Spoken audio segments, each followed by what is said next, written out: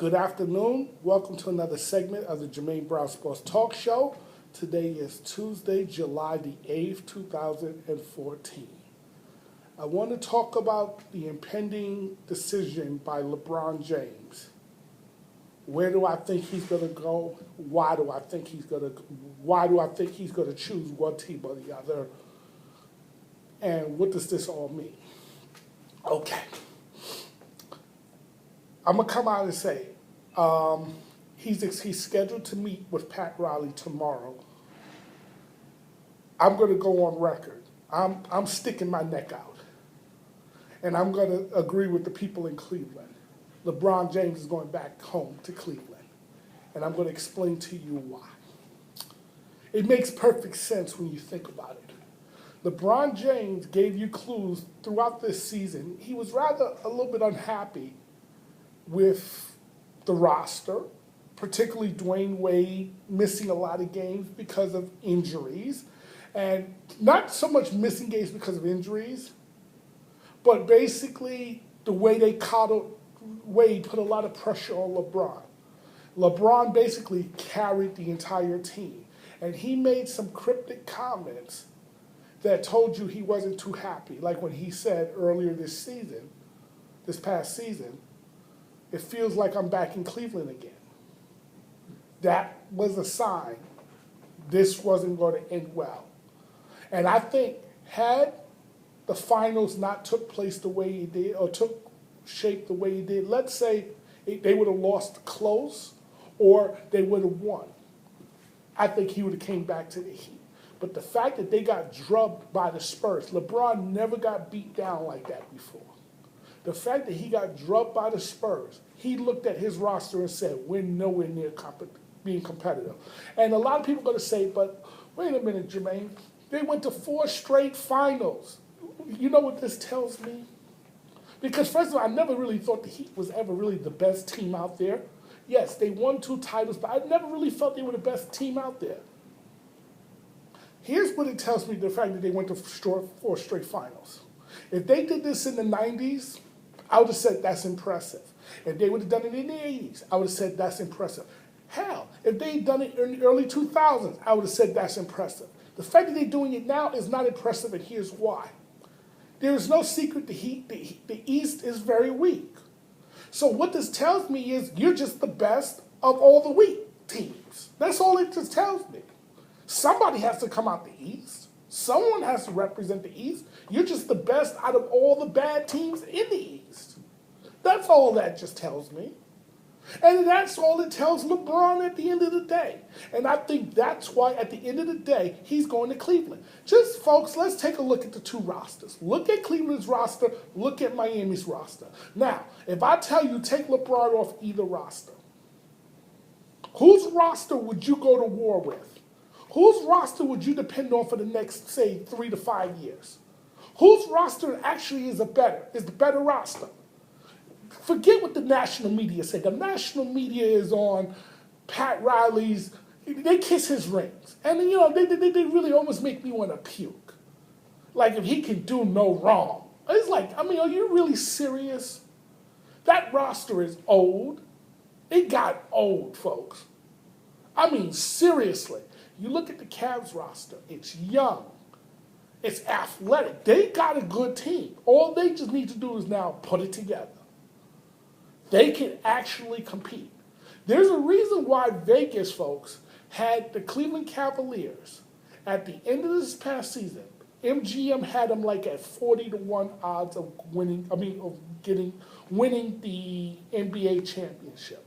Now it's 10-1. Because why? You put LeBron on the Cavs roster, guess what? The Cavs now all of a sudden become the favorites in the East. That fast. Boom. That fast. They become the favorites in the East. And he's going to play with a much better big 3 than he ever had in Miami. Because I'm going to tell you something. I think the Cavs have another move up their sleeve.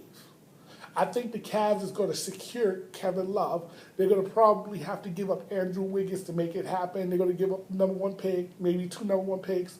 But they're going to secure the services of Kevin Love. Now, their big 3 is going to be Kyrie Irving, LeBron James, Kevin Love. What all three have in common? Young. Other than James, they're all young.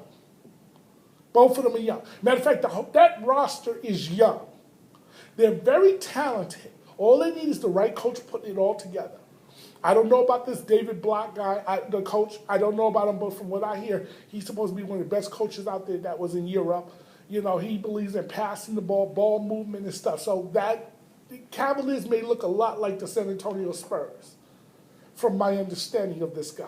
That being said, I look at the Heat's roster, it's old, it's decaying. Here's number reasons why I think LeBron is signing with Cleveland. And it's going to go back again to that Pat Riley press conference. Pat Riley told you, if the media get their head out of their rear ends and listen to what he actually says, he gave you the clues that LeBron is seriously talking about leaving. Because what did he say? Oh, I never promised you the finals from year to year, every year. I never promised that you would win every year. That's impossible, which I would agree with Pat on. But here's where I say Pat is a hypocrite. Okay? He's a hypocrite. It's simple. Oh, and here's what he said. Jumping from team to the team looks bad. You have to have the guts to stay committed. Wait a minute. You didn't say that in 2010 when you was recruiting him. You didn't say that in 2010 when you was recruiting him. That jumping from team to team will make you look bad. Why? Because it served your purpose. Now that it doesn't serve your purpose, now you want to complain about it. So to me, that was the clue that LeBron was seriously considering leaving. So I felt it always came down to two teams, even though there were other teams that put in their bids, LA, Phoenix, Dallas, Houston, yada, yada, yada, yada. But I felt this year, now if it had been next year, it would have been a different story. I think another team would have came into play, particularly, I'm talking about the New York Knicks. But this year, that was not a possibility because the Knicks were over the cap. So this was really always a two-team race. The two teams was going to be Miami or Cleveland. Okay? And so this is going to be a very interesting development. I suspect that LeBron will inform